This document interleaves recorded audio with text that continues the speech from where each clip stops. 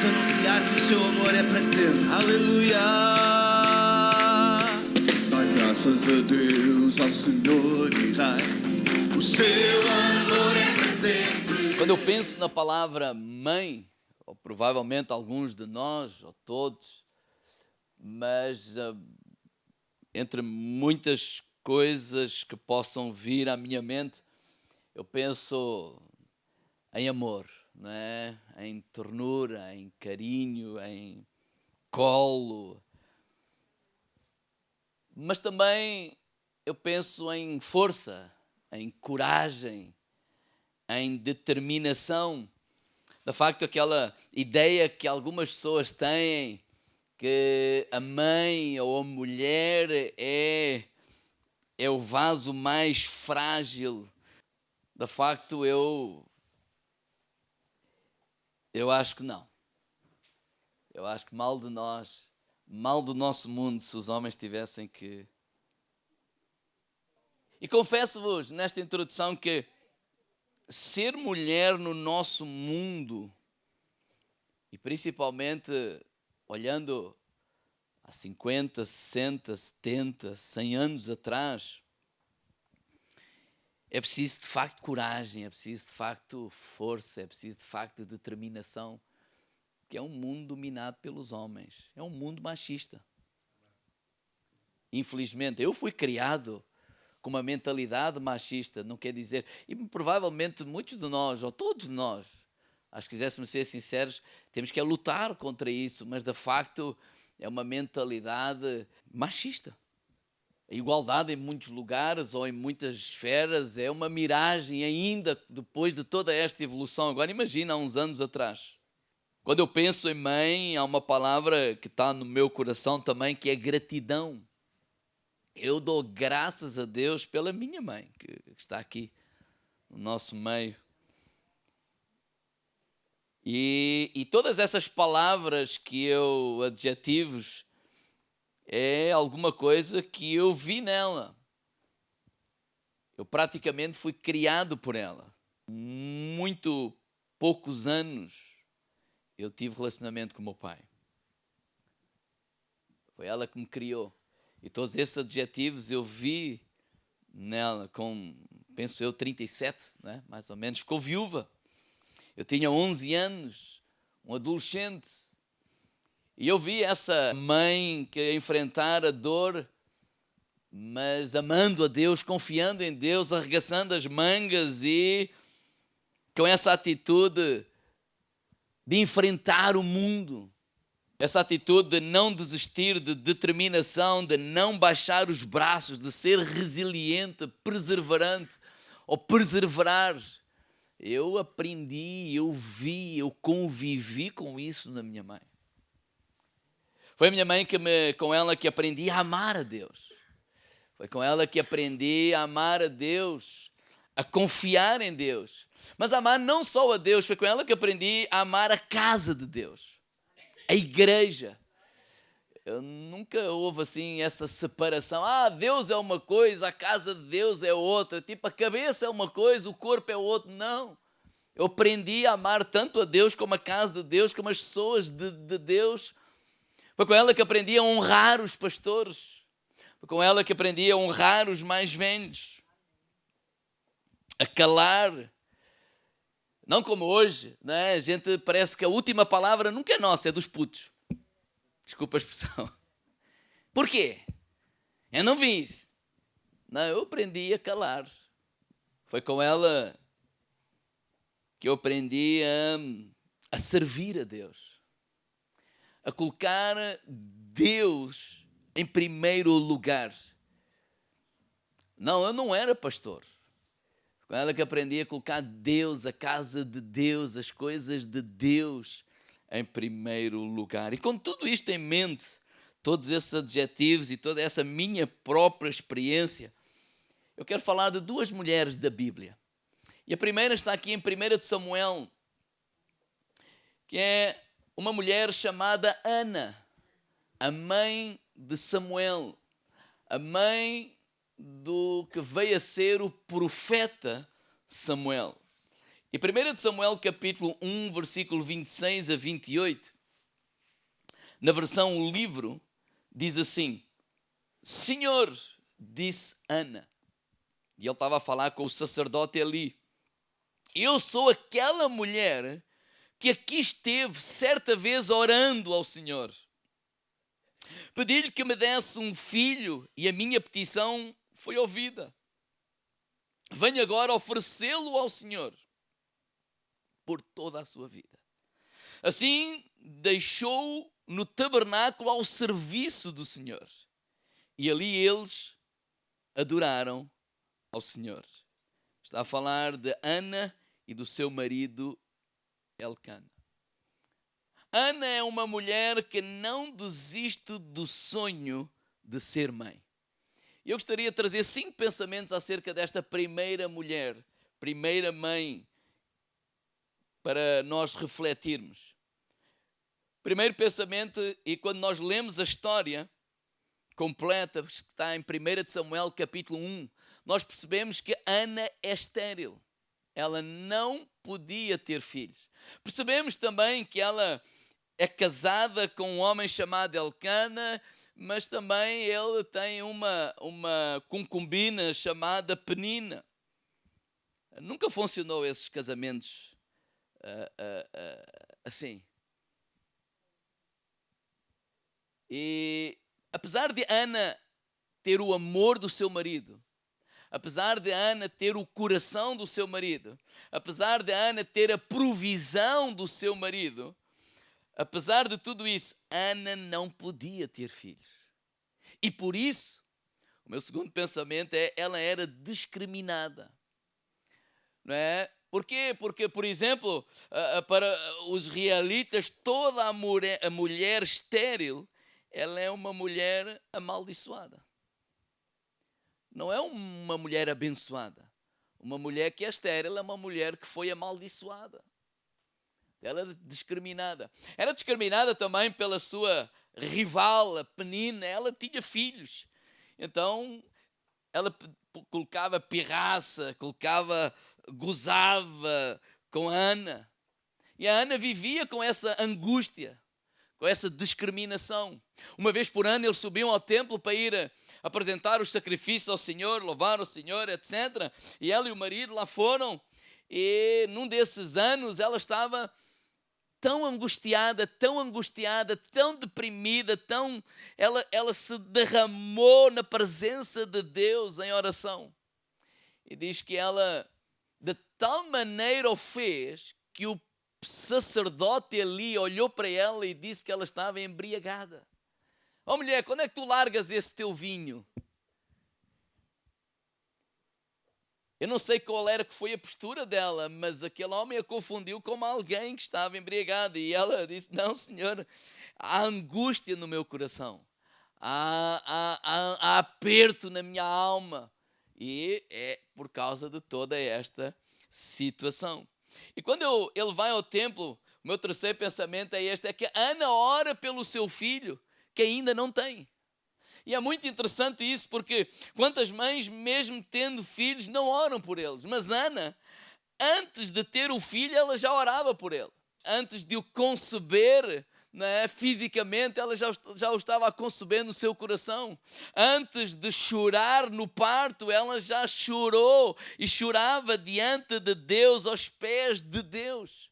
Ana é uma mulher de Deus. Antes do milagre acontecer, ela crê na promessa de Deus. E há ali um divisor de águas nesta história. E é o meu quarto pensamento. É que Ana, ela consagra o seu filho a Deus. Ana, ela chora muito para ter um filho. Ela derrama a sua alma. Mas quando ela começa a pedir esse filho a Deus, ela não o pede para ela mesma. E esse é o divisor de águas. Ela não o pede para mostrar à sua rival que ela também pode ter filhos. Ela não pede para mostrar à sociedade que ela não é uma mulher amaldiçoada, que ela é uma mulher abençoada. Não. Ou seja, ela pede esse Deus e ela faz este voto a Deus, neste sentido, não é para realizar o meu sonho, mas é para que a tua vontade se cumpra neste meu filho, para que ele seja um instrumento nas tuas mãos. E diz aqui 1 Samuel 1:11, fez então este voto: ó Senhor dos exércitos, se atentares para a minha tristeza, responderes à oração, dando-me um filho, então eu te tornarei a dar, será teu para toda a vida, e o cabelo nunca lhe será cortado. Tem a ver com consagrar esse filho a Deus. Qual era o sonho de Ana? Que ele cumprisse a vontade de Deus. E isso é muito interessante porque naquele tempo a nação de Israel, ela estava em decadência. Ela estava a se afastar de Deus. Isto é muito importante porque naquele tempo o sacerdócio estava a ser corrompido. É como que alguém diz: Deus, dá-me um filho, que ele seja usado para trazer de novo o povo à tua presença, para que o sacerdócio seja restaurado. Isso não está escrito, mas é alguém que não quer realizar um sonho, mas que ali, algures nessa sua agonia, nessa sua oração, ela consagra esse filho, ainda que não tem, a Deus. E eu pergunto às mães e pais, quais são os nossos sonhos para os nossos filhos? Quando pensamos nos nossos filhos, quando oramos pelos nossos filhos, o que é que nós mais desejamos para eles? E que naturalmente nós desejamos que eles tenham a melhor educação, tenham o melhor conforto, a melhor segurança, a melhor carreira, e isso é natural. Mas que nós possamos não ficar por ali, não ficar por aqui, não valorizar mais as coisas desta terra do que a vontade e os propósitos de Deus. Não valorizar mais uma carreira, mais o dinheiro, mais um título, mais uma série de coisas que aos olhos desta terra é aquilo que é elogiado e valorizado. Mas possamos orar para que os nossos filhos, para que Deus os possa levantar para restaurar e abençoar a nossa nação. Porque se nós estamos a orar pela nossa nação, Ele vai usar pessoas. E Ele vai usar esses jovens. E que nós possamos diariamente, como Ana, orar e fazer essa consagração, que Ele possa cumprir a tua vontade, o teu propósito aqui nesta terra. Que Ele possa ser um homem ou uma mulher cheia do Espírito Santo. Mais do que cheio de dinheiro, cheio do Espírito Santo, para que Ele possa ser um mensageiro das boas novas. Nós cantamos esta manhã o plano da salvação, porque aquilo que está em jogo não é 20, 30, 100 anos aqui nesta terra, é a eternidade das pessoas. E é preciso levantar homens e mulheres com coragem nas mais diversas áreas da nossa sociedade e que sem vergonha proclamem Jesus Cristo, não só o Senhor das suas vidas, mas sejam testemunhas desse Jesus Cristo. Lugares onde eu e tu não podemos entrar. Lugares onde eu e tu não temos acesso, mas provavelmente alguns dos nossos filhos vão ter acesso a pessoas que nós nunca teríamos acesso, a não ser quando olhamos para a televisão. E que nós possamos ser como Ana e orar por eles. E o quinto pensamento em relação a Ana é que a Ana acredita na soberania de Deus. Onde é que eu vou buscar esse pensamento? Porque esta passagem que nós lemos, 1 Samuel, capítulo 1, versículo 26, depois do menino ser desmamado, quer dizer que ele ainda é um adolescente, ele leva Elcana leva esse menino, que é um menino, para ficar, não é para visitar, para ficar aos cuidados de um sacerdote chamado Eli. E por que é que eu digo que a Ana, ela confia na soberania de Deus? Porque ela tem 1001 desculpas para não cumprir o voto que ela prometeu. Porquê? Primeiro, olha, como é que eu vou confiar o meu filho a um sacerdote ali, que ele já está velho? Como é que eu vou confiar um filho a um homem que ele nem cuidou, nem cuida dos seus filhos, que os seus filhos são idólatras, estão perdidos, são o maior mau exemplo para nós? como é que eu vou deixar lá o meu filho? Como é que eu vou deixar o meu filho quando o sacerdócio está corrompido? Quando há falsidade? Quando todas essas coisas estão a acontecer, o sistema religioso está corrompido. Como é que eu vou colocar o meu filho numa situação de perigo para a vida? O que é que Ana acredita que nós precisamos de crer? O que é que Ana sabe que nós precisamos de saber, não só na nossa mente, mas acolher essas verdades no nosso coração? Ela sabe que acima de ali, acima de qualquer coisa, acima de qualquer circunstância, acima de qualquer pessoa, está o Rei dos Reis, o Senhor dos Senhores, e Ele é soberano sobre toda a terra. E podemos reconhecer isso no cântico que ela tem em relação a todo este acontecimento. 1 Samuel capítulo 2, versículo 6, eu leio na versão o livro: o Senhor é quem tira a vida, mas também é quem a dá. Ele faz descer ao mundo dos mortos e levanta novamente os que para lá foram. O Senhor tira a riqueza, mas o Senhor também sabe dá-la. Abaixa, mas também exalta. Tira o pobre do pó da terra, sim, da mais baixa miséria, trata-o como príncipes, fazendo-se sentar-se em lugares de honra. Toda a terra pertence ao Senhor. Foi Ele quem deu estruturas a todo este mundo. Protegerá os seus fiéis, mas o malvado será silenciado, lançado nas trevas, e o ser humano não terá capacidade de enfrentá-lo pela força. Deus é soberano. Deus está acima de tudo e de todos. Quantos de nós às vezes damos desculpas para não fazer alguma coisa? Porque aquela pessoa não é confiável. Aquela igreja não sei quanto. Aquele patrão. Irmãos, Deus é maior. Deus está lá acima de qualquer igreja, de qualquer pastor, de qualquer homem, de qualquer governante, de qualquer país. Ele está acima nos céus. Ele é o Senhor para toda a eternidade. E Ana confiava nisso. Eu fiz um voto, Deus tem um propósito, esse propósito irá se cumprir. Quer o Eli esteja bem, esteja mal, quer os filhos dele estejam bem, estejam mal, quer essa situação, porque apesar da situação que estamos a viver, Deus continua a ser o Senhor. Porque ela sabia, se tem este filho hoje, foi porque foi da vontade de Deus. A segunda mulher da Bíblia está em 2 Timóteo capítulo 1. Esta mulher chama-se Eunice. Eunice é a mãe de um jovem chamado Timóteo. Jovem pastor, que Paulo chamava filho. E no versículo 4 diz assim, 2 Timóteo 1,4.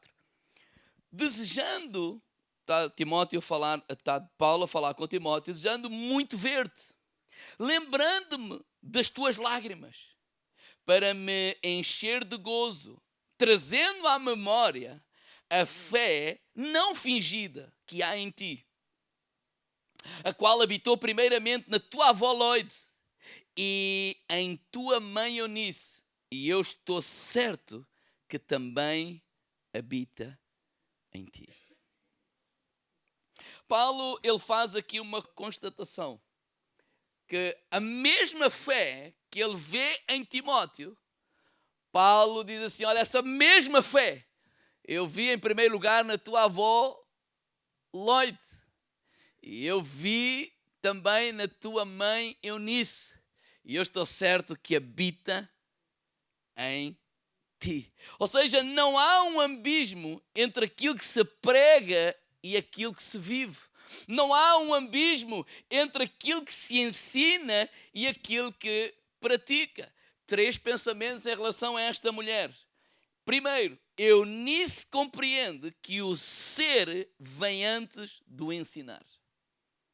O ser vem antes do ensinar. A educação cristã, ela começa em casa. A base da nossa fé, diga ao irmão ao lado, é no lar.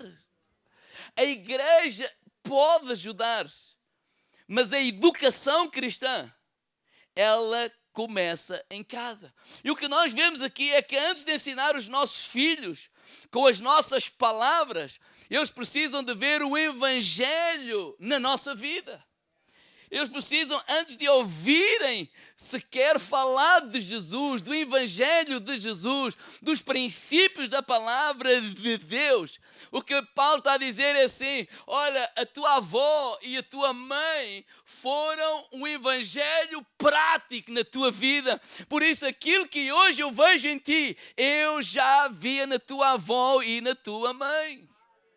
E é isso que nós somos encorajados pelas Escrituras. Deuteronômio capítulo 6, verso 4 diz assim: ouve, ó Israel, o Senhor nosso Deus é o único Senhor. E no versículo 4 diz: amarás, pois, tu ao Senhor teu Deus de todo o teu coração, de toda a tua alma e de todo o teu poder. Estas são as palavras que hoje te ordeno e estarão no teu coração. Ou seja, nós somos encorajados a amar a Deus. Nós somos encorajados a amar a Deus, não é de qualquer maneira, é amar com todas as nossas forças, é amar com todo o nosso entendimento, é amar a Deus com toda essa nossa atitude. Por isso, aqueles adjetivos que eu falei na introdução desta mensagem, foi isso que eu vi. Não que eu ouvi, que eu vi que Deus estava em primeiro lugar, a casa de Deus estava em primeiro lugar, as coisas de Deus estavam em primeiro lugar. Na prática, eu vi como é que se vive amando a Deus. Deus está aqui a dizer ao povo de Israel: então, versículo 7, as intimarás aos teus filhos, delas falarás assentado em tua casa, andando pelo caminho e deitando-se, levantando-te. Ou seja, depois de viveres essas palavras, então depois falas. Então os nossos filhos precisam de ver como nós amamos a Deus na prática, como nós amamos. Precisam de ver que o pai, ele respeita, ama, honra a mãe. Precisam de ver que a mãe honra, respeita e fala bem do pai. Eles precisam de ver como é que os pais honram, respeitam os pastores, os irmãos, e falam com carinho, com amor da casa de Deus, onde participam de uma forma semanal. Eles precisam de ver como é que nós falamos. Eles precisam de ver como é que nós nos comportamos. Eles precisam de ver como é que nós vivemos esse evangelho que nós professamos e cantamos aqui ao domingo. Dar exemplo não é a melhor maneira de influenciar os outros, é a única. Dar o exemplo não é a melhor maneira de influenciar os outros. Diga ao irmão ao lado, é a única. Nós, pais, somos como um espelho para os nossos filhos. Nós somos um espelho. Um espelho, para ser útil, ele não precisa de falar. Ele é mudo, mas ele é eloquente. Ele não grita, mas ele demonstra. Um espelho, para ser útil, ele precisa de quê? De estar limpo. Ele não pode estar sujo, ele não pode estar embaçado, não é? Empaneado, senão nós não conseguimos ver. Um espelho, para ser útil, ele precisa ser plano, para que a imagem não seja destruída. Um espelho, para ser útil, ele precisa de estar iluminado. Não adianta ter um espelho se há trevas, se não há luz. Mas quando há luz, aquele espelho ele pode refletir-se. E o que é que isso significa? Que, como pais, a maior mensagem que nós ensinamos para os nossos filhos é a maneira como nós vivemos. E é isso que Paulo reflete nesta passagem. Aquilo que eu vejo em Timóteo. Eu vi na prática a avó de Timóteo viver e a mãe de Timóteo viver. Por isso, tu tens essa fé, que não é uma fé falsa, é uma fé genuína. A mesma fé que habitou na família, né? Na avó e na mãe. Segundo pensamento, a mãe Eunice, ensina a palavra de Deus para Timóteo. No versículo 15 diz assim: e que desde a tua meninice sabes as sagradas letras. Outra tradução diz: desde a tua infância sabes as sagradas letras. Ou seja, o que é que esta mãe ensina a este jovem ou criança, Timóteo? Diga ao irmão lá, Bíblia. Diga lá ao irmão lá, Bíblia. O que é que ela ensina? Bíblia. O que é que ela ensina? As sagradas letras. Ela ensina a palavra de Deus, os princípios da palavra de Deus. O que é que Deus diz? O que é que Deus declara, qual é a vontade de Deus. E eu quero encorajar para todos os pais, principalmente nós, pais, onde eu estou incluído, temos filhos pequenos ou mais pequenos, nós não podemos entregar essa tarefa à televisão. Nós não podemos entregar essa tarefa aos desenhos animados que dá na televisão, porque não são eles que têm a responsabilidade de ensinar, somos cada um de nós. Nós não podemos dar essa tarefa aos youtubers da internet. Nós não podemos. Sim, é mais fácil, sim, é mais cômodo. Nós temos 1001 coisa para fazer e há uma série de coisas que às vezes é muito mais fácil, não é? E Deus sabe, eu tenho 1 milhão de coisas para fazer e colocar um tablet ou um telefone nas mãos deles, mas esses youtubers, eles não lhes vão ensinar a palavra de Deus. Na verdade, eles vão lhes ensinar princípios que são contra a palavra de Deus. Eles vão ensinar valores que são contra a palavra de Deus, e cabe a nós ensinar os nossos filhos a amar a Deus acima de todas as coisas.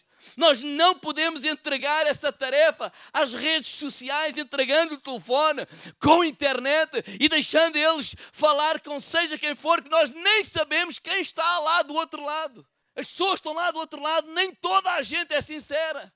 Pelo contrário, nós não podemos deixar essa tarefa para que eles falem, desabafem, encontros lá nas redes sociais. Nós não podemos deixar essa tarefa nas tecnologias. Nós não podemos deixar essa tarefa nos jogos. E ouça, eu estou a falar de mim mesmo, para mim mesmo. Irmãos, nós temos que compreender, não é uma questão de pecado, é uma questão de princípio, é uma questão de caminho, é uma questão daquilo que a gente acredita, é uma questão daquilo qual é a vontade de Deus. E todo este mundo é anti-Deus. Então tudo isso vai levar as nossas crianças a não amar a Deus, a amar uma série de coisas mais do que a Deus. Nós não podemos deixar essa tarefa na mão de ninguém.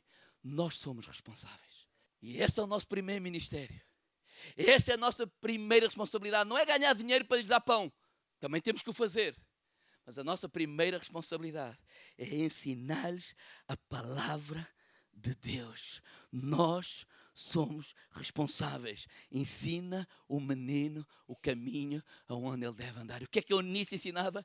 Bíblia. Diga, irmão, lá, Bíblia. Se tu não sabes Bíblia, então tens que ir aprender. Tens que ser tu o primeiro a viver isso. E terceiro e último pensamento. A Eunice ensinava a Timóteo o caminho da salvação. Diz que as sagradas, desde meninice, sabes, sagrada lei que te podem fazer sábio para salvação. Nós precisamos de falar de salvação para as nossas crianças. O último hino que nós cantamos descreve a salvação. Aquilo que Deus vai fazer para nós. Irmãos, as nossas crianças não podem crescer apenas a pensar que ser cristão é ser uma boa pessoa. Que ser cristão é ser íntegro, também. Que ser cristão é amar o próximo, também. Que ser cristão é fazer uma série de coisas.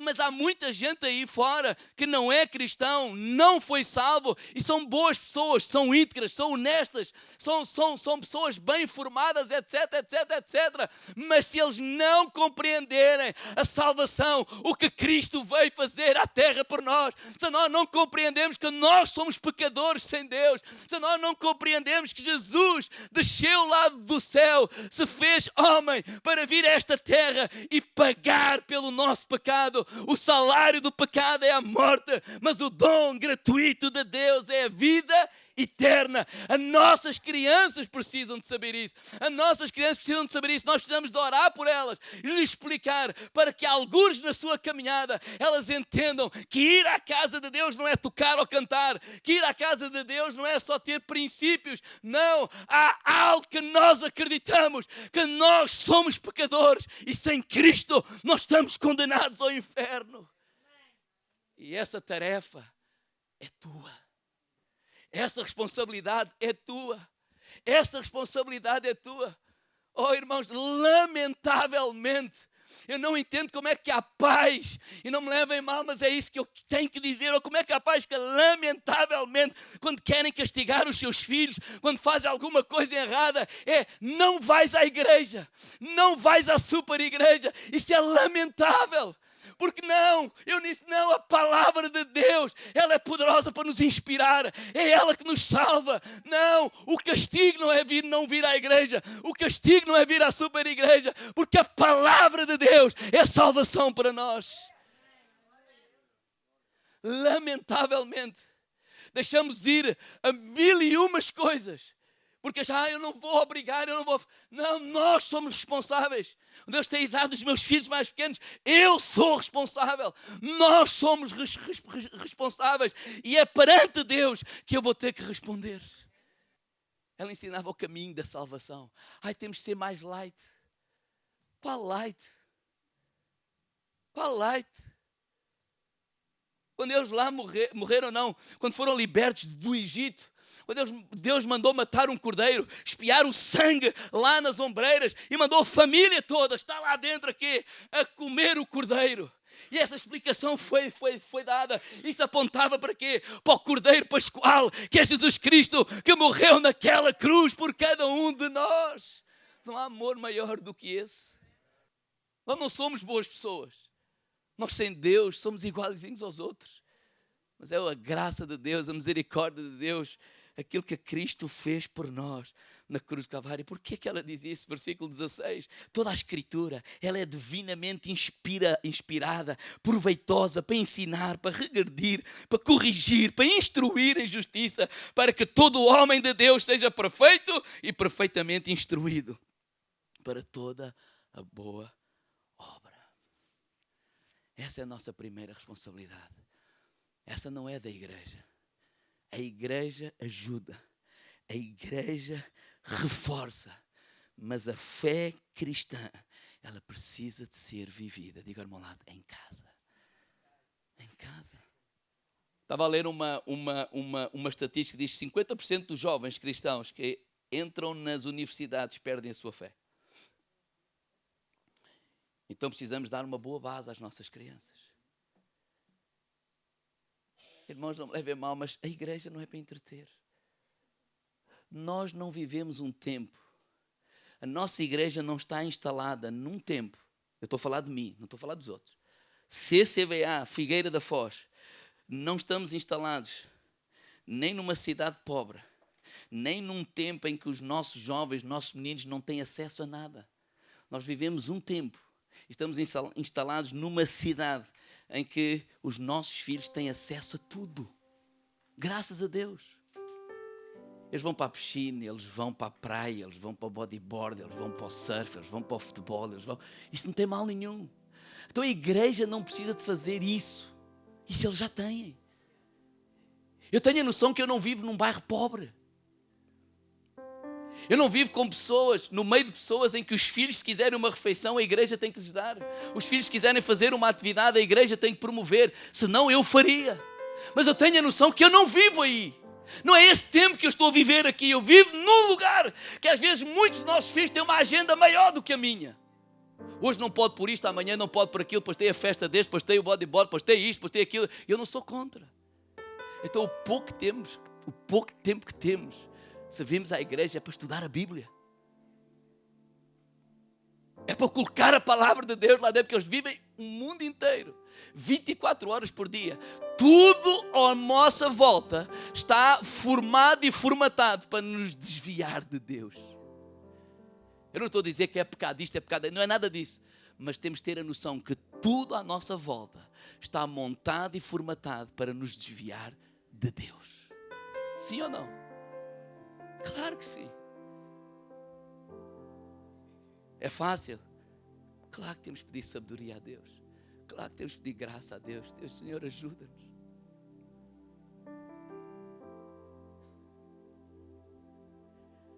Moisés nem faz adulta, diz lá em Hebreus 11. Pela fé Moisés, sendo já grande, recusou ser chamado filho da filha de Faraó, escolhendo antes ser maltratado com o povo de Deus do que por um pouco de tempo ter o gozo do pecado, tendo por maior riquezas o vitupério de Cristo do que os tesouros do Egito, porque tinha em vista a recompensa. Onde é que ele aprendeu isto? Com quem ele aprendeu isso? Que ensino é que ele recebeu quando criança, para que na fase adulta ele pudesse tomar a maior e a melhor decisão da vida dele? Com uma mulher, mãe dele, chamada Joquebede. Quando a gente diz que ele foi criado com a filha de Faraó, não foi. Foi e não foi. A filha de Faraó pagou. Mas quem amamentou, mas quem deu colo, quem estava lá com ele, foi a própria mãe. E quando nós lemos a história, percebemos que quando a filha apanhou lá o Moisés lá no rio, né? Alguém estava a ver, era uma das irmãs, e foi ter com ela: e agora o que é que eu faço? Se quiseres, arranja-te alguém para ser ama. E quem é que ela foi chamar? A mãe. E foi a mãe. Um dos presidentes dos Estados Unidos, há muitos anos atrás, claro que ele já foi há muito tempo, ele disse esta frase e eu termino com esta frase: a mão que embala o berço governa o mundo. A mão que embala o berço governa o mundo. Não te menosprezes, mãe. Tu tens um poder e uma capacidade que mais ninguém tem. Ou não abdiques dela. Não coloques na mão de mais ninguém aquilo que é a tua responsabilidade. Porque a mão que embalou Moisés foi o que ajudou a tomar a melhor decisão da vida dele na fase adulta. E eu oro para que isso possa acontecer connosco. Oro que Deus nos dê graça e que Deus nos dê sabedoria. Vamos ficar de pé.